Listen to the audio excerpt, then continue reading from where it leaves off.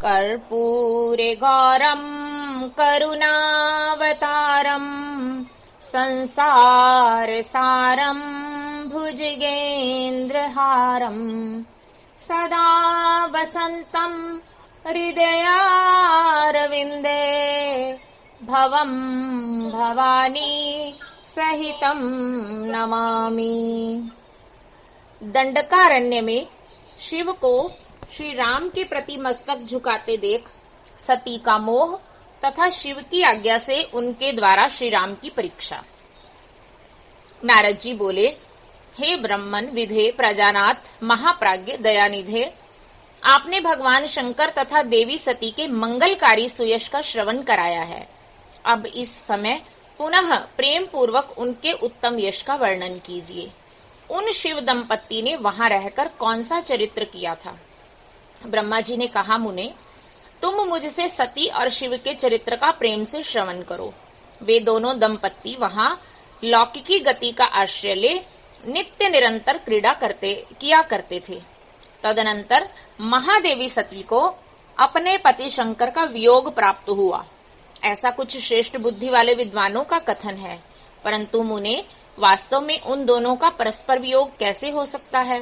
क्योंकि वे दोनों वाणी और अर्थ के समान एक दूसरे से सदा मिले जुले हैं, शक्ति और शक्तिमान हैं तथा चित्त स्वरूप हैं।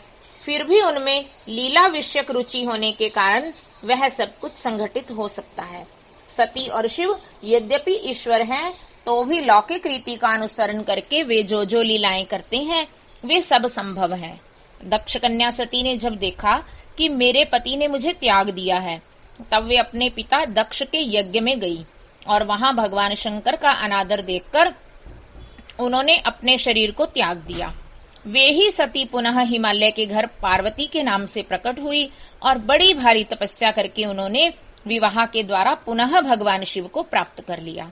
सूत जी कहते हैं, हे महर्षियों, ब्रह्मा जी की यह बात सुनकर नारद जी ने विधाता से शिवा और शिव के महान यश के विषय में इस प्रकार पूछा।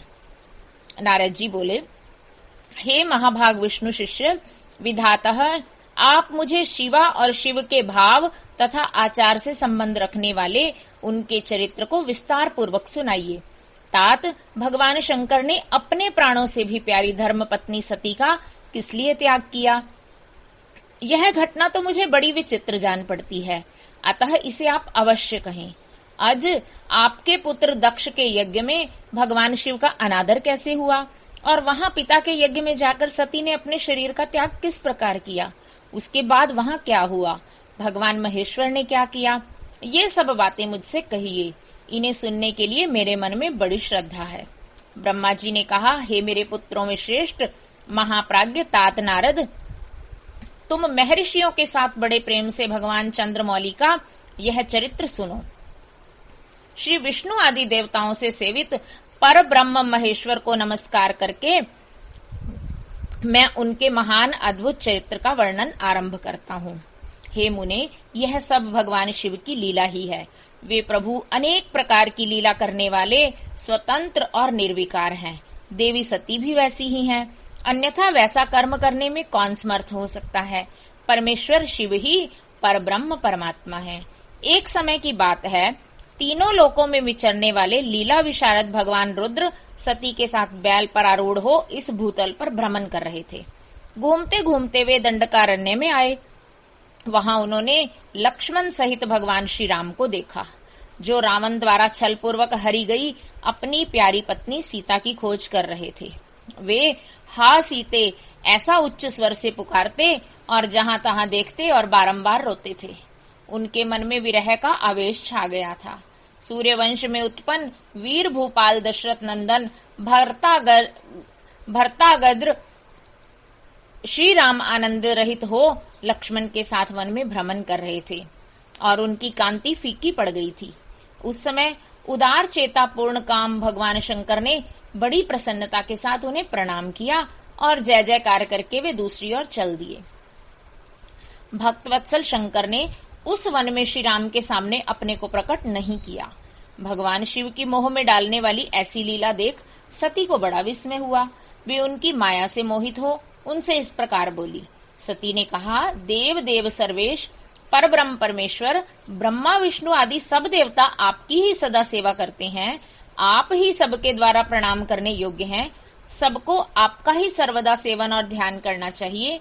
वेदांत शास्त्र के द्वारा यत्न पूर्वक जानने योग्य निर्विकार परम प्रभु आप ही हैं। हे नाथ, ये दोनों पुरुष कौन हैं? इनकी आकृति विरह व्यथा से व्याकुल दिखाई देती है। ये दोनों धनुर्धर वीर वन में विचरते हुए क्लेश के भागी और दीन हो रहे हैं। इनमें जो श्रेष्ठ है, उनकी अंग कांति नील कमल के समान श्याम है। उसे देखकर किस कारण से आप आनंद विभोर हो उठे थे? आपका चित्त क्यों अत्यंत प्रसन्न हो गया था? आप इस समय भक्त के समान विनम्र क्यों हो गए थे? हे स्वामिन, कल्याणकारी शिव, आप मेरे संशय को सुने। प्रभु सेव्य स्वामी अपने सेवक को प्रणाम करे, यह उचित नहीं जान पड़ता। ब्रह्मा जी कहते हैं, हे नारद, कल्याणमयी परमेश्वरी आदिशक्ति सती देवी ने शिव की माया के वशीभूत हो जब भगवान शिव से इस प्रकार प्रश्न किया, तब सती की वह बात सुनकर लीला विशारद परमेश्वर शंकर हंसकर उनसे इस प्रकार बोले। परमेश्वर ने कहा, हे देवी सुनो, मैं प्रसन्नता पूर्वक यथार्थ बात कहता हूँ, इसमें छल नहीं है। वरदान के प्रभाव से ही मैंने इन्हें आदर पूर्वक प्रणाम किया है। हे प्रिय, ये दोनों भाई वीरों द्वारा सम्मानित हैं। इनके नाम हैं श्री राम और लक्ष्मण। इनका प्राकट्य सूर्यवंश में हुआ है। ये दोनों राजा दशरथ के विद्वान पुत्र हैं। इनमें जो गोरे रंग के छोटे बंधु हैं, वे साक्षात शेष के अंश हैं। उनका नाम लक्ष्मण है। इनके बड़े भैया का नाम श्री राम है। इनके रूप में भगवान विष्णु ही अपने संपूर्ण अंश से प्रकट हुए हैं। उपद्रव इनसे दूर ही रहते हैं। ये साधु पुरुषों की रक्षा और हम लोगों के कल्याण के लिए इस पृथ्वी पर अवतीर्ण हुए हैं। ऐसा कहकर सृष्टिकर्ता भगवान शंभु चुप हो गए। भगवान शिव की ऐसी बात सुनकर भी सती के मन को इस पर विश्वास नहीं हुआ। क्यों ना हो, भगवान शिव की माया बड़ी प्रबल है। वह संपूर्ण त्रिलोकी को मोह में डाल देने वाली है। सती के मन में मेरी बात का विश्वास नहीं है। यह जानकर लीला विशारद प्रभु सनातन शंभु यों बोले। शिव ने कहा, देवी मेरी बात सुनो। यदि तुम्हारे मन में मेरे कथन पर विश्वास नहीं है, तो तुम वहां जाकर अपनी बुद्धि से श्री राम की परीक्षा कर लो। हे प्यारी सती, जिस प्रकार तुम्हारा मोह या भ्रम नष्ट हो जाए वह करो। तुम वहां जाकर परीक्षा करो, तब तक मैं इस बरगद के नीचे खड़ा हूँ। ब्रह्मा जी कहते हैं, नारद, भगवान शिव की आज्ञा से ईश्वरी सती वहां गई और मन ही मन सोचने लगी, मैं वनचारी राम की परीक्षा कैसे करूं? अच्छा, मैं सीता का रूप धारण करके राम के पास चलूं। यदि राम साक्षात विष्णु हैं, तब तो सब कुछ जान लेंगे, अन्यथा वे मुझे नहीं पहचानेंगे। ऐसा विचार सती सीता बनकर श्री राम के समीप उनकी परीक्षा लेने के लिए गई। वास्तव में वे मोह में पड़ गई थी। सती को सीता के रूप में सामने आई देख शिव शिव का जप करते हुए रघुकुल नंदन श्री राम सब कुछ जान गए और हंसते हुए उनसे नमस्कार करके बोले। श्री राम ने पूछा, सती जी आपको नमस्कार है। आप प्रेम पूर्वक बताएं, भगवान शंभु कहाँ गए हैं? आप पति के बिना अकेली ही इस वन में क्यों कर आई हैं? देवी, आपने अपना रूप त्याग कर किस लिए यह नूतन रूप धारण किया है? मुझ पर कृपा करके इसका कारण बताइए। श्री राम की यह बात सुनकर सती उस समय आश्चर्यचकित हो गई। वे शिव जी की कही हुई बात का स्मरण करके और उसे यथार्थ समझकर बहुत लज्जित हुई। श्री राम को साक्षात विष्णु जान अपने रूप को प्रकट करके मन ही मन भगवान शिव के चरणारविंदों का चिंतन कर प्रसन्न चित्त हुई सती उनसे इस तरह बोली। हे रघुनंदन, स्वतंत्र परमेश्वर भगवान शिव मेरे तथा अपने पार्षदों के साथ पृथ्वी पर भ्रमण करते हुए इस वन में आ गए थे। यहाँ उन्होंने सीता की खोज में लगे हुए लक्ष्मण सहित तुमको देखा। उस समय सीता के लिए तुम्हारे मन में बड़ा क्लेश था और तुम विरह शोक से पीड़ित दिखाई देते थे। उस अवस्था में तुम्हें प्रणाम करके वे चले गए और उस वट वृक्ष के नीचे अभी खड़े ही हैं। भगवान शिव बड़े आनंद के साथ तुम्हारे वैष्णव रूप की उत्कृष्ट महिमा का गान कर रहे थे। यद्यपि उन्होंने तुम्हें चतुर्भुज विष्णु के रूप में नहीं देखा, तो भी तुम्हारा दर्शन करते ही वे आनंद विभोर हो गए। इस निर्मल रूप की ओर देखते हुए उन्हें बड़ा आनंद प्राप्त हुआ। इस विषय में मेरे पूछने पर भगवान शंभु ने जो बात कही, उसे सुनकर मेरे मन में भ्रम उत्पन्न हो गया।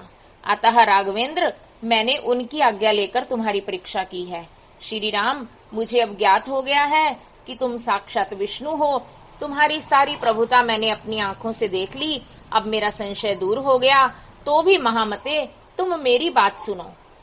मेरे सामने यह सच सच बताओ कि तुम भगवान शिव के भी वंदनीय कैसे हो गए। मेरे मन में यही एक संदेह है, इसे निकाल दो और शीघ्र ही मुझे पूर्ण शांति प्रदान करो। सती का यह वचन सुनकर श्री राम के नेत्र प्रफुल्ल कमल के समान खिल उठे। उन्होंने मन ही मन अपने प्रभु भगवान शिव का स्मरण किया। इससे उनके हृदय में प्रेम की बाढ़ आ गई। मुने आज्ञा न होने के कारण वे सती के साथ भगवान शिव के निकट नहीं गए और तथा मन ही मन उनकी महिमा का वर्णन करके श्री रघुनाथ ने सती से कहना प्रारंभ किया। ओम नमः शिवाय। श्री शिव के द्वारा गोलोक धाम में श्री विष्णु का गोपेश के पद पर अभिषेक तथा उनके प्रति प्रणाम का प्रसंग सुनाकर श्री राम का सती के मन का संदेह दूर करना, सती का शिव के द्वारा मानसिक त्याग। श्री राम बोले, देवी, प्राचीन काल में एक समय परम सृष्टा भगवान शंभु ने अपने परात्पर धाम में विश्वकर्मा को बुलाकर उनके द्वारा अपनी गौशाला में एक रमणीय भवन बनवाया जो बहुत ही विस्तृत था। उसमें एक श्रेष्ठ सिंहासन का भी निर्माण कराया। उस सिंहासन पर भगवान शंकर ने विश्वकर्मा द्वारा एक छत्र बनवाया जो बहुत ही दिव्य, सदा के लिए अद्भुत और परम उत्तम था।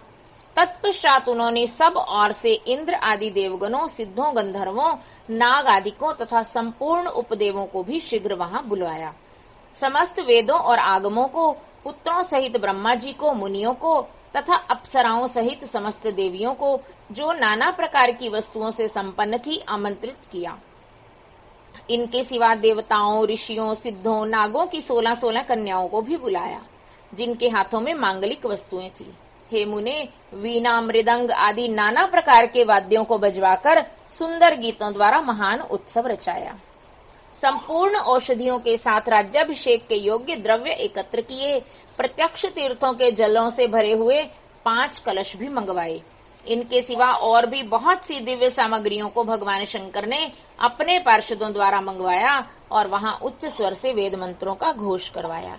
हे देवी, भगवान विष्णु की पूर्ण भक्ति से महेश्वर देव सदा प्रसन्न रहते थे, इसलिए उन्होंने प्रीति युक्त हृदय से श्री हरि को वैकुंठ से बुलवाया और शुभ मुहूर्त में श्री हरि को उस श्रेष्ठ सिंहासन पर बिठाकर महादेव जी ने स्वयं ही प्रेम पूर्वक उन्हें सब प्रकार के आभूषणों से विभूषित किया। उनके मस्तक पर मनोहर मुकुट बांधा गया और उनसे मंगल कौतुक कराए गए।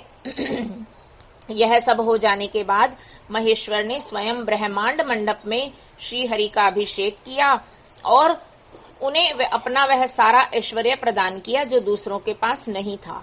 तदनंतर स्वतंत्र ईश्वर भक्त वत्सल शंभु ने श्री हरि का स्तवन किया और अपनी पराधीनता, भक्त परवशता को सर्वत्र प्रसिद्ध करते हुए वे लोककर्ता ब्रह्मा से इस प्रकार बोले। महेश्वर ने कहा, हे लोकेश, आज से मेरी आज्ञा के अनुसार ये विष्णु हरि स्वयं मेरे वंदनीय हो गए। इस बात को सभी सुन रहे हैं। तात तुम संपूर्ण देवता आदि के साथ इन श्री हरि को प्रणाम करो और ये वेद मेरी आज्ञा से मेरी ही तरह इन श्री हरि का वर्णन करें। श्री रामचंद्र जी कहते हैं, देवी, भगवान विष्णु की शिव भक्ति देखकर प्रसन्नचित हुए वरदायक भक्तवत्सल रुद्रदेव ने उपयुक्त बात कहकर स्वयं ही श्री गरुड़ ध्वज को प्रणाम किया और तदनंतर ब्रह्मा आदि देवताओं, मुनियों और सिद्ध आदि ने भी उस समय श्री हरि की वंदना की। इसके बाद अत्यंत प्रसन्न हुए भक्तवत्सल महेश्वर ने देवताओं के समक्ष श्री हरि को बड़े बड़े वर प्रदान किए। महेश बोले, हरे, तुम मेरी आज्ञा से संपूर्ण लोकों के कर्ता, पालक और सहारक हो। धर्म, अर्थ, काम के दाता तथा दुर्नीति अथवा अन्याय करने वाले दुष्टों को दंड देने वाले हो। महान बल पराक्रम से संपन्न जगत पूज्य जगदीश्वर बने रहो। समरांगन में तुम कहीं भी जीते नहीं जा सकोगे, मुझसे भी तुम कभी पराजित नहीं होगे। तुम मुझसे मेरी दी हुई 3 प्रकार की शक्तियां ग्रहण करो। एक तो इच्छा आदि की सिद्धि, दूसरी नाना प्रकार की लीलाओं को प्रकट करने की शक्ति और तीसरी तीनों लोकों में नित्य स्वतंत्रता। हरे, जो तुमसे द्वेष करने वाले हैं वे निश्चय ही मेरे द्वारा प्रयत्न पूर्वक दंडनीय होंगे। विष्णु, मैं तुम्हारे भक्तों को उत्तम मोक्ष प्रदान करूंगा। तुम इस माया को भी ग्रहण करो, जिसका निवारण करना देवता आदि के लिए भी कठिन है तथा जिससे मोहित होने पर यह विश्व जड़ रूप हो जाएगा। हरे, तुम मेरी बाईं भुजा हो और विधाता दाहिनी भुजा है। तुम इन विधाता के भी उत्पादक और पालक होोगे। मेरा हृदय रूप जो रुद्र है वही मैं हूँ, इसमें संशय नहीं है। वह रुद्र तुम्हारा और ब्रह्मा आदि देवताओं का भी निश्चय ही पूज्य है। तुम यहाँ रहकर विशेष रूप से संपूर्ण जगत का पालन करो। नाना प्रकार की लीलाएं करने वाले विभिन्न अवतारों द्वारा सदा सबकी रक्षा करते रहो। मेरे चिन्मय धाम में तुम्हारा जो यह परम वैभवशाली और अत्यंत उज्जवल स्थान है वह गोलोक नाम से विख्यात होगा। हे हरे, भूतल पर जो तुम्हारे अवतार होंगे वे सबके रक्षक और मेरे भक्त होंगे। मैं उनका अवश्य दर्शन करूंगा। वे मेरे वर से सदा प्रसन्न रहेंगे। श्री रामचंद्र जी कहते हैं, देवी, इस प्रकार श्री हरि को अपना अखंड ऐश्वर्य सौंपकर उमा वल्लभ भगवान हर स्वयं कैलाश पर्वत पर रहते हुए अपने पार्षदों के साथ स्वच्छंद क्रीड़ा करते हैं। तभी से भगवान लक्ष्मीपति वहां गोप वेश में धारण करके आए और गोप गोपियों तथा गोओं के अधिपति होकर बड़ी प्रसन्नता के साथ रहने लगे। वे श्री विष्णु प्रसन्न चित्त हो समस्त जगत की रक्षा करने लगे। वे शिव की आज्ञा से नाना प्रकार के अवतार ग्रहण करके जगत का पालन करते हैं। इस समय वे ही श्री हरि भगवान शंकर की आज्ञा से 4 भाइयों के रूप में अवतीर्ण हुए हैं। उन 4 भाइयों में सबसे बड़ा मैं राम हूँ, दूसरे भरत हैं, तीसरे लक्ष्मण हैं और चौथे भाई शत्रुघ्न हैं। देवी, मैं पिता की आज्ञा से सीता और लक्ष्मण के साथ वन में आया था। यहाँ किसी निशाचर ने मेरी पत्नी सीता को हर लिया है और मैं विरही होकर भाई के साथ इस वन में अपनी प्रिया का अन्वेषण करता हूँ। जब आपका दर्शन प्राप्त हो गया तब सर्वथा मेरा कुशल मंगल ही होगा। माँ सती, आपकी कृपा से ऐसा होने में कोई संदेह नहीं है। हे देवी, निश्चय ही आपकी ओर से मुझे सीता की प्राप्ति विषयक वर प्राप्त होगा। आपके अनुग्रह से उस दुख देने वाले पापी राक्षस को मारकर मैं सीता को अवश्य प्राप्त करूंगा। आज मेरा महान सौभाग्य है जो आप दोनों ने मुझ पर कृपा की है। जिस पर आप दोनों दयालु हो जाएं, वह पुरुष धन्य और श्रेष्ठ है। इस प्रकार बहुत सी बातें कहकर कल्याणमयी सती देवी को प्रणाम करके रघुकुल शिरोमणि श्री राम उनकी आज्ञा से उस वन में विचरने लगे।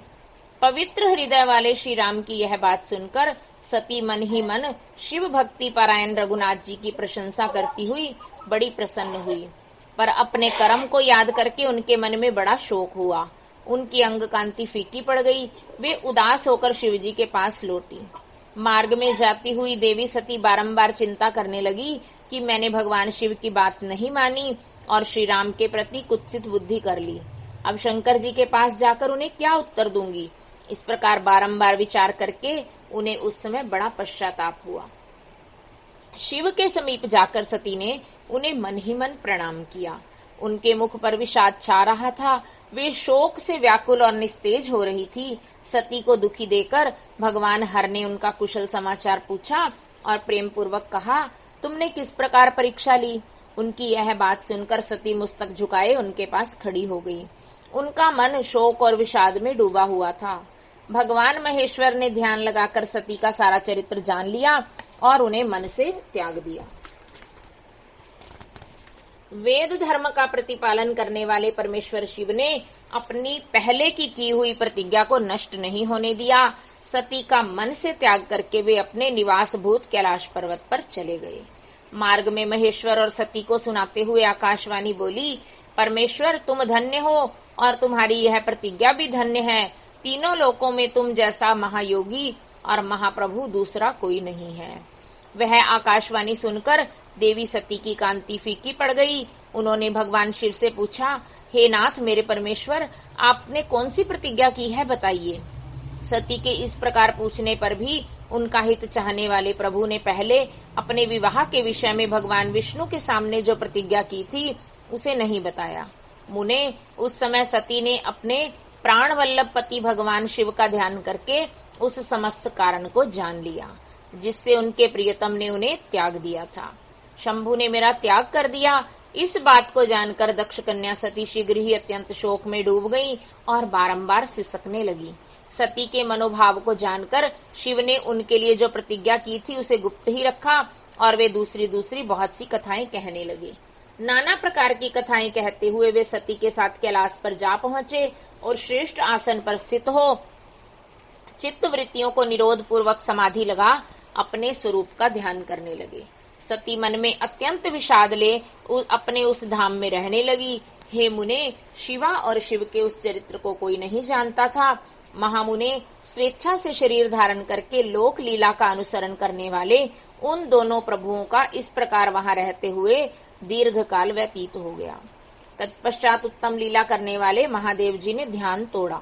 यह जानकर जगदम्बा सती वहां आई और उन्होंने व्यथित हृदय से शिव के चरणों में प्रणाम किया। उदार चेता शंभु ने उन्हें अपने सामने बैठने के लिए आसन दिया और बड़े प्रेम से बहुत सी मनोरम कथाएं कही। उन्होंने वैसी ही लीला करके सती के शोक को तत्काल दूर कर दिया। वे पूर्ववत सुखी हो गई। फिर भी शिव ने अपनी प्रतिज्ञा को नहीं छोड़ा। तात, परमेश्वर शिव के विषय में यह कोई आश्चर्य की बात नहीं समझनी चाहिए। मुनि लोग शिवा और शिव की ऐसी ही कथा कहते हैं। कुछ मनुष्य उन दोनों में वियोग मानते हैं, परंतु उनमें वियोग कैसे संभव है? शिवा और शिव के चरित्र को वास्तविक रूप से कौन जानता है? वे दोनों सदा अपनी इच्छा से खेलते और भांति भांति की लीलाएं करते हैं। सती और शिव वाणी और अर्थ की भांति एक दूसरे से नित्य संयुक्त हैं। उन दोनों में वियोग होना असंभव है। उनकी इच्छा से ही उनमें लीला वियोग हो सकता है। ओम नमः शिवाय। प्रयाग में समस्त महात्मा मुनियों द्वारा किए गए यज्ञ में दक्ष का भगवान शिव को तिरस्कार पूर्वक शाप देना तथा नंदी द्वारा ब्राह्मण कुल को शाप प्रदान, भगवान शिव का नंदी को शांत करना। ब्रह्मा जी कहते हैं, हे नारद, पूर्व काल में समस्त महात्मा मुनि प्रयाग में एकत्र हुए थे। वहां सम्मिलित हुए उन सब महात्माओं का विधि विधान से एक बहुत बड़ा यज्ञ हुआ। उस यज्ञ में सनकादि, सिद्धगण, देवर्षि, प्रजापति, देवता तथा ब्रह्म का साक्षात्कार करने वाले ज्ञानी भी पधारे थे। मैं भी मूर्तिमान महातेजस्वी निगमों और आगमों से युक्त हो सपरिवार वहां गया था। अनेक प्रकार के उत्सवों के साथ वहां उनका विचित्र समाज जुटा था।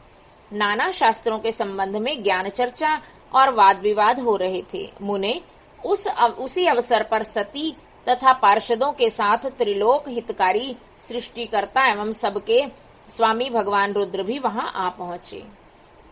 भगवान शिव को आया देख संपूर्ण देवताओं, सिद्धों तथा मुनियों ने और मैंने भी भक्ति भाव से उन्हें प्रणाम किया और उनकी स्तुति की। फिर शिव की आज्ञा पाकर सब लोग प्रसन्नता पूर्वक यथास्थान पर बैठ गए। भगवान का दर्शन पाकर सब लोग संतुष्ट थे और अपने सौभाग्य की सराहना करते थे। इसी बीच में प्रजापतियों के भी पति प्रभु दक्ष, जो बड़े तेजस्वी थे, अकस्मात घूमते हुए प्रसन्नता पूर्वक वहां आए। वे मुझे प्रणाम करके मेरी आज्ञा ले वहां बैठे। दक्ष उन दिनों समस्त ब्रह्मांड के अधिपति बनाए गए थे, अतएव सबके द्वारा सम्माननीय थे। परंतु अपने इस गौरवपूर्ण पद को लेकर उनके मन में बड़ा अहंकार था, क्योंकि वे तत्व ज्ञान से शून्य थे। उस समय समस्त देवऋषियों ने नतमस्तक हो स्तुति और प्रणाम के द्वारा दोनों हाथ जोड़कर उत्तम तेजस्वी दक्ष का आदर सत्कार किया। परंतु जो नाना प्रकार के लीला विहार करने वाले, सबके स्वामी और उत्कृष्ट लीलाकारी स्वतंत्र परमेश्वर हैं, उन महेश्वर ने उस समय दक्ष को मस्तक नहीं झुकाया। वे अपने आसन पर बैठे ही रह गए। खड़े होकर दक्ष का स्वागत नहीं किया। महादेव जी को वहां मस्तक झुकाते न देख मेरे पुत्र प्रजापति दक्ष मन ही मन अप्रसन्न हो गए। उन्हें रुद्र पर सहसा क्रोध हो आया। वे ज्ञान शून्य तथा महान अहंकारी होने के कारण महाप्रभु रुद्र को क्रूर दृष्टि से देखकर सबको सुनाते हुए उच्चवाणी से कहने लगे। दक्ष ने कहा, ये सब देवता, असुर, श्रेष्ठ ब्राह्मण तथा ऋषि मुझे विशेष रूप से मस्तक झुकाते हैं, परंतु वह जो प्रेतों और पिशाचों से घिरा हुआ महामनस्वी बनकर बैठा है, वह दुष्ट मनुष्य के समान क्यों मुझे प्रणाम नहीं करता? शमशान में निवास करने वाला यह निर्लज जो मुझे इस समय प्रणाम नहीं करता, इसका क्या कारण है? इसके वेदोक्त कर्म लुप्त हो गए हैं। यह भूतों और पिशाचों से सेवित हो मतवाला बना फिरता है और शास्त्रीय विधि की अवहेलना करके नीति मार्ग को सदा कलंकित किया करता है।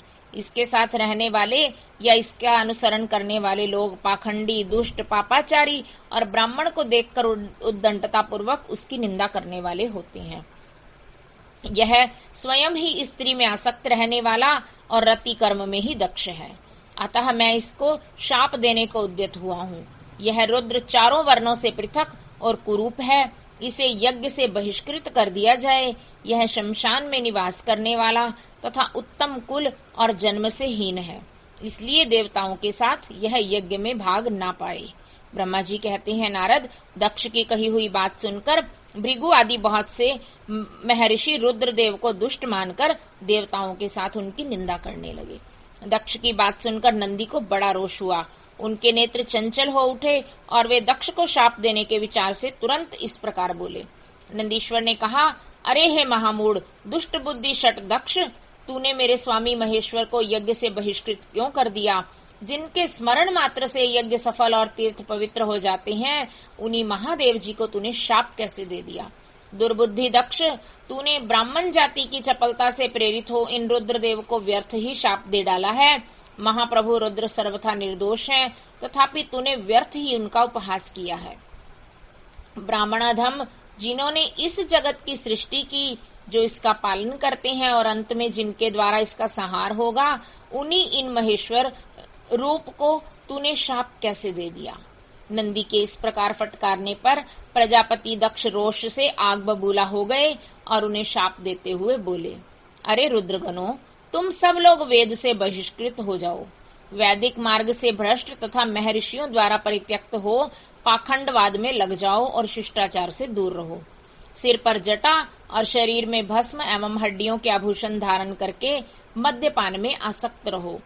जब दक्ष ने शिव के पार्षदों को इस प्रकार शाप दे दिया, तब उस शाप को सुनकर शिव के प्रिय भक्त नंदी अत्यंत रोष के वशीभूत हो गए।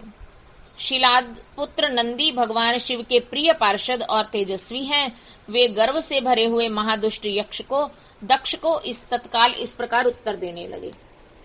नंदीश्वर बोले, अरे शठ, दुर्बुद्धि दक्ष, तूने शिव के तत्व का बिल्कुल ज्ञान नहीं है, अतः तूने शिव के पार्षदों को व्यर्थ ही शाप दिया है। अहंकारी दक्ष, जिनके चित्त में दुष्टता भरी है, उन भृगु आदि ने भी ब्राह्मणत्व के अभिमान में आकर महाप्रभु महेश्वर का उपहास किया है। अतः यहाँ जो भगवान रुद्र से विमुख तुझ जैसे दुष्ट ब्राह्मण विद्यमान हैं, उनको मैं रुद्र तेज के प्रभाव से ही शाप दे रहा हूँ। तुझ जैसे ब्राह्मण कर्म फल के प्रशंसक वेदवाद में फंसकर वेद के तत्व ज्ञान से शून्य हो जाएं। वे ब्राह्मण सदा भोगों में तन्मय रहकर स्वर्ग को ही बड़ा पुरुषार्थ मानते हुए स्वर्ग से बढ़कर दूसरी कोई वस्तु नहीं है ऐसा कहते रहें तथा क्रोध, लोभ और मद से युक्त हो निर्लज भिक्षुक बने रहें। कितने ही ब्राह्मण वेद मार्ग को सामने रखकर शूद्रों का यज्ञ कराने वाले और दरिद्र होंगे, सदा दान लेने में ही लगे रहेंगे। दूषित दान ग्रहण करने के कारण वे सबके सब नरकगामी होंगे। दक्ष, उनमें से कुछ ब्राह्मण तो ब्रह्म राक्षस भी होंगे। जो परमेश्वर शिव को सामान्य देवता समझकर उनसे द्रोह करता है, वह दुष्ट बुद्धि वाला प्रजापति दक्ष तत्व ज्ञान से विमुख हो जाए। यह विषय सुख की इच्छा से कामना रूपी कपट से युक्त धर्म वाले गृहस्थाश्रम में आसक्त रहकर कर्म कांड का तथा कर्म फल की प्रशंसा करने वाले सनातन वेदवाद का ही विस्तार करता रहे।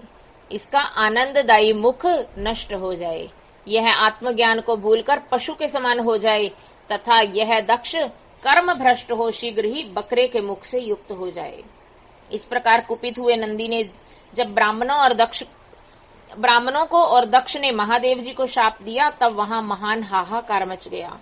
हे नारद, मैं वेदों का प्रतिपादक होने के कारण शिव तत्व को जानता हूँ, इसलिए दक्ष का वह शाप सुनकर मैंने बारंबार उसकी तथा भृगु आदि ब्राह्मणों की भी निंदा की। सदाशिव महादेव जी भी नंदी की वह बात सुनकर हंसते हुए से मधुर वाणी में बोले। वे नंदी को समझाने लगे। सदाशिव ने कहा, नंदिन, मेरी बात सुनो।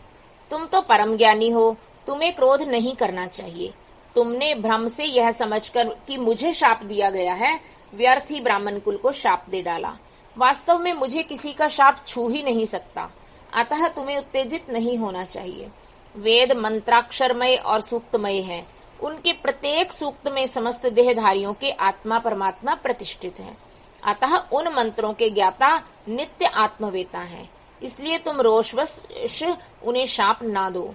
किसी की बुद्धि कितनी भी दूषित क्यों न हो, वह कभी वेदों को शाप नहीं दे सकता। इस समय मुझे शाप नहीं मिला है, इस बात को तुम्हें ठीक ठीक समझना चाहिए। हे महामते, तुम सनकादि सिद्धों को भी तत्वज्ञान का उपदेश देने वाले हो, अतः शांत हो जाओ। मैं ही यज्ञ हूँ, मैं ही यज्ञ कर्म हूँ। यज्ञों के अंगभूत समस्त उपकरण भी मैं ही हूँ। यज्ञ की आत्मा मैं हूँ। यज्ञ परायण यजमान भी मैं ही हूँ और यज्ञ से बहिष्कृत भी मैं ही हूँ। यह कौन, तुम कौन और ये कौन? वास्तव में सब मैं ही हूँ। तुम अपनी बुद्धि से इस बात का विचार करो। तुमने ब्राह्मणों को व्यर्थ ही शाप दिया है। हे महामते नंदिन, तुम तत्व ज्ञान के द्वारा प्रपंच रचना का बाध करके आत्मनिष्ठ ज्ञानी एवं क्रोध आदि से शून्य हो जाओ। ब्रह्मा जी कहते हैं, हे नारद, भगवान शंभु के इस प्रकार समझाने पर नंदिकेश्वर विवेक परायण हो क्रोध रहित एवं शांत हो गए। भगवान शिव भी अपने प्राण प्रिय पार्षद नंदी को शीघ्र ही तत्व का बोध कराकर प्रमथ गणों के साथ वहां से प्रसन्नता पूर्वक अपने स्थान को चल दिए। इधर रोषावेश से युक्त दक्ष भी ब्राह्मणों से घिरे हुए अपने स्थान को लौट गए, परंतु उनका चित्त शिव द्रोह में ही तत्पर था। उस समय रुद्र को शाप दिए जाने की घटना का स्मरण करके दक्ष सदा महान रोष से भरे रहते थे। उनकी बुद्धि पर मूढ़ता छा गई थी। वे शिव के प्रति श्रद्धा को त्याग कर शिव पूजकों की निंदा करने लगे। हे तात नारद, इस प्रकार परमात्मा शंभु के साथ दुर्व्यवहार करके दक्ष ने अपनी जिस दुष्ट बुद्धि का परिचय दिया था वह मैंने तुम्हें बता दी। अब तुम उनकी पराकाष्ठा को पहुंची हुई दुर्बुद्धि का वृतांत सुनो, मैं बता रहा हूँ। ओम नमः शिवाय। दक्ष के द्वारा महान यज्ञ का आयोजन, उसमें ब्रह्मा विष्णु देवताओं और ऋषियों का आगमन, दक्ष द्वारा सबका सत्कार, यज्ञ का आरंभ, दधीची द्वारा भगवान शिव को बुलाने का अनुरोध तथा दक्ष के विरोध करने पर शिव भक्तों का वहां से निकल जाना। ब्रह्मा जी कहते हैं, हे नारद, एक समय दक्ष ने एक बहुत बड़ा यज्ञ आरंभ किया। उस यज्ञ की दीक्षा लेकर उन्होंने उस समय समस्त देवऋषियों, महर्षियों और देवताओं को बुलाया। वे सभी उस यज्ञ में पधारे। अगस्त्य, कश्यप, अत्रि, वामदेव, भृगु, दधीची, भगवान व्यास, भारद्वाज, गौतम, पैल, पराशर, गर्ग, भार्गव, ककुश, सित, सुमंतु, त्रिक, कंक और वैशंपायन, ये तथा दूसरे बहुसंख्यक मुनि अपने स्त्री पुत्रों को साथ ले मेरे पुत्र दक्ष के यज्ञ में हर्षपूर्वक सम्मिलित हुए थे। इनके सिवा समस्त देवगण, महान अभ्युदयशाली लोकपालगण और सभी उपदेवता अपनी उपकारक सैन्य शक्ति के साथ वहां पधारे थे। दक्ष ने प्रार्थना करके सदल बल मुझ विश्व सृष्टा ब्रह्मा को भी सत्यलोक से बुलवाया था। इसी तरह भांति भांति से सादर प्रार्थना करके वैकुंठ लोक से भगवान विष्णु को भी उस यज्ञ में बुलवाया था। शिव द्रोही दुरात्मा दक्ष ने उनका सबका बड़ा सत्कार किया। विश्वकर्मा ने अत्यंत दीप्तिमान, विशाल और बहुमूल्य दिव्य भवन बनाए थे। दक्ष ने वे ही भवन समागत अतिथियों के ठहरने के लिए दिए। सभी लोग सम्मानित हो उन संपूर्ण भवनों में यथा योग्य स्थान पाकर ठहरे हुए थे। दक्ष का वह महायज्ञ उस समय कनखल नामक तीर्थ में हो रहा था। उसमें दक्ष ने भृगु आदि तपोधनों को ऋत्विज बनाया। संपूर्ण मरुदगणों के साथ स्वयं भगवान विष्णु उसके अधिष्ठाता थे। मैं वेद त्रयी की विधि को दिखाने या बताने वाला ब्रह्मा बना था। इसी तरह संपूर्ण दिक्पाल अपने आयुधों और परिवारों के साथ द्वारपाल एवं रक्षक बने थे और सदा कौतूहल पैदा करते रहते थे। स्वयं यज्ञ सुंदर रूप धारण करके दक्ष के उस यज्ञ मंडल में उपस्थित था। महामुनियों में श्रेष्ठ सभी महर्षि स्वयं वेदों के धारण करने वाले हुए थे। अग्नि ने भी उस यज्ञ महोत्सव में शीघ्र ही हविष्य ग्रहण करने के लिए अपने सहस्त्रों रूप प्रकट किए थे। वहां 88,000 ऋत्विज एक साथ हवन करते थे। 64,000 देव ऋषि उद्गाता थे। अधर्व्यु एवं होता भी उतने ही थे। नारद आदि देवऋषि और सप्तऋषि पृथक पृथक गान गाथा कर रहे थे। दक्ष ने अपने उस महायज्ञ में गंधर्वों, विद्याधरों, सिद्धों, 12 आदित्यों, उनके गणों, यज्ञों तथा नागलोक में विचरने वाली समस्त नागों का भी बहुत बड़ी संख्या में वर्ण किया था। हे ब्रह्मऋषि, राजर्षि और देवऋषियों के समुदाय तथा बहुसंख्यक नरेश भी उसमें आमंत्रित थे, जो अपने मित्रों, मंत्रियों तथा सेनाओं के साथ वहां आए थे। यजमान दक्ष ने उस यज्ञ में वसु आदि समस्त गण देवताओं का भी वरण किया था। कौतुक और मंगलाचार करके जब दक्ष ने यज्ञ की शिक्षा ली, तथा जब उनके लिए बारंबार स्वस्ति वाचन किया जाने लगा, तब वे अपनी पत्नी के साथ बड़ी शोभा पाने लगे। इतना सब करने पर भी दुरात्मा दक्ष ने उस यज्ञ में भगवान शंभु को नहीं आमंत्रित किया। उनकी दृष्टि में कपालधारी होने के कारण वे निश्चय ही यज्ञ में भाग पाने योग्य नहीं थे। सती प्रजापति दक्ष की प्रिय पुत्री थी, तो भी कपाली की पत्नी होने के कारण दोषदर्शी दक्ष ने उन्हें अपने यज्ञ में नहीं बुलाया। इस प्रकार जब दक्ष का वह यज्ञ महोत्सव आरंभ हुआ और यज्ञ मंडप में आए हुए सब ऋत्विज अपने अपने कार्य में संलग्न हो गए, उस समय भगवान शंकर को उपस्थित न देखकर शिव भक्त दधीची का चित्त अत्यंत उद्विग्न हो उठा और वे यूं बोले। दधीची ने कहा, मुख्य मुख्य देवताओं तथा महर्षियों, आप सब लोग प्रशंसा पूर्वक मेरी बात सुने। इस यज्ञ महोत्सव में भगवान शंकर नहीं आए हैं। इसका क्या कारण है? यद्यपि ये देवेश्वर बड़े बड़े मुनि और लोकपाल यहाँ पधारे हैं, तथापि उन महात्मा पिनाक पानी शंकर के बिना यह यज्ञ अधिक शोभा नहीं पा रहा है। बड़े बड़े विद्वान कहते हैं कि मंगलमय भगवान शिव की कृपा दृष्टि से ही समस्त मंगल कार्य संपन्न होते हैं। जिनका ऐसा प्रभाव है, वे पुराण पुरुष वृषभ ध्वज परमेश्वर श्री नीलकंठ यहाँ क्यों नहीं दिखाई दे रहे? दक्ष जिनके संपर्क में आने पर अथवा जिनके स्वीकार कर लेने पर अमंगल भी मंगल हो जाते हैं, तथा जिनके 15 नेत्रों से देखे जाने पर बड़े बड़े नगर तत्काल मंगलमय हो जाते हैं, उनका इस यज्ञ में पदार्पण होना अत्यंत आवश्यक है। इसलिए तुम्हें स्वयं ही परमेश्वर शिव को यहाँ शीघ्र बुलाना चाहिए, अथवा ब्रह्मा, प्रभावशाली भगवान विष्णु, देवराज इंद्र, लोकपालगणों, ब्राह्मणों और सिद्धों की सहायता से सर्वथा प्रयत्न करके इस समय यज्ञ की पूर्ति के लिए तुम्हें भगवान शंकर को यहाँ पर ले आना चाहिए। आप सब लोग उस स्थान पर जाएं जहाँ महेश्वर देव विराजमान हैं, वहाँ से दक्ष नंदिनी सती के साथ भगवान शंभु को यहाँ तुरंत ले आएं। हे देवेश्वरों, जगदम्बा सहित वे परमात्मा शिव यदि यहाँ आ गए तो उनसे सब कुछ पवित्र हो जाएगा। उनके स्मरण से, उनके नाम लेने से यह सारा कार्य पुण्यमय बन जाता है। अतः पूर्ण प्रयत्न करके भगवान वृषभ ध्वज को यहाँ ले आना चाहिए। भगवान शंकर के यहाँ पदार्पण करते ही यह यज्ञ पवित्र हो जाएगा, अन्यथा यह पूरा नहीं हो सकेगा। यह मैं सत्य कहता हूँ। दधीची का यह वचन सुनकर दुष्ट बुद्धि वाले मूढ़ दक्ष ने हंसते हुए रोषपूर्वक कहा, भगवान विष्णु संपूर्ण देवताओं के मूल हैं, जिनमें सनातन धर्म प्रतिष्ठित है। जब इनको मैंने सादर बुला लिया, तब इस यज्ञ कर्म में क्या कमी हो सकती है? जिनमें वेद यज्ञ और नाना प्रकार के समस्त कर्म प्रतिष्ठित हैं, वे भगवान विष्णु तो यहाँ आ ही गए हैं। इनके सिवा सत्यलोक से लोक पितामह ब्रह्मा वेदों, उपनिषदों और विविध आगमों के साथ यहाँ पधारे हैं। देवगणों के साथ स्वयं देवराज इंद्र का भी शुभागमन हुआ है, तथा आप जैसे निष्पाप महर्षि भी यहाँ आ गए हैं। जो महर्षि यज्ञ में सम्मिलित होने के योग्य, शांत और सुपात्र हैं, वेद और वेदार्थ के तत्व को जानने वाले हैं और दृढ़ता पूर्वक व्रत का पालन करते हैं, वे सब और स्वयं आप भी जब यहाँ पदार्पण कर चुके हैं, तब हमें यहाँ रुद्र से क्या प्रयोजन है? विप्रवर, मैंने ब्रह्मा जी के कहने से ही अपनी कन्या रुद्र को ब्याह दी थी। वैसे मैं जानता हूँ हर कुलीन नहीं है, उनके न माता है न पिता है। वे भूतों, प्रेतों और पिशाचों के स्वामी हैं, अकेले रहते हैं। उनका अतिक्रमण करना दूसरों के लिए अत्यंत कठिन है। वे आत्म प्रशंसक, मूढ़, जड़, मौनी और ईर्ष्यालु हैं। इस यज्ञ कर्म में बुलाए जाने योग्य नहीं है, इसलिए मैंने उनको यहाँ नहीं बुलाया है। अतः दधीची जी, आपको कभी फिर ऐसी बात नहीं करनी चाहिए। मेरी प्रार्थना है कि आप सब लोग मिलकर मेरे इस महान यज्ञ को सफल बनाएं। दक्ष की बात सुनकर दधीची ने समस्त देवताओं और मुनियों के सुनते हुए यह सार गर्भित बात कही। दधीची बोले, हे दक्ष, उन भगवान शिव के बिना यह महान यज्ञ अयज्ञ हो गया। अब यह यज्ञ कहलाने योग्य ही नहीं रह गया।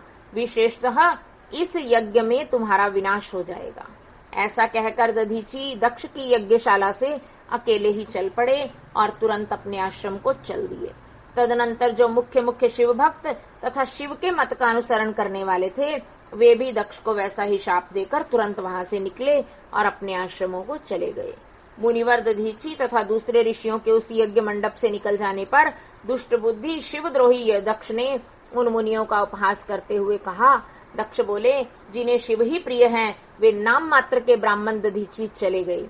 उन्हीं के समान जो दूसरे थे, वे भी मेरी यज्ञशाला से निकल गए। यह बड़ी शुभ बात हुई है। मुझे सदा यही अभिष्ट है। हे देवेश, देवताओं और मुनियों, मैं सत्य कहता हूँ, जिनके चित्त की विचार शक्ति नष्ट हो गई है, जो मंद बुद्धि हैं और मिथ्यावाद में लगे हुए हैं, ऐसे वेद बहिष्कृत दुराचारी लोगों को यज्ञ कर्म में त्याग ही देना चाहिए। विष्णु आदि आप सब देवता और ब्राह्मण वेदवादी हैं, अतः मेरे इस यज्ञ को शीघ्र ही सफल बनावें। ब्रह्मा जी कहते हैं, दक्ष की यह बात सुनकर शिव की माया से मोहित हुए समस्त देवऋषि उस यज्ञ में देवताओं का पूजन और हवन करने लगे। हे मुनीश्वर नारद, इस प्रकार उस यज्ञ को जो शाप मिला, उसका वर्णन किया गया। अब यज्ञ के विध्वंसक की घटना को बताया जाता है, आदर पूर्वक सुनो। बोलो शंकर भगवान की जय। उमापति महादेव की जय।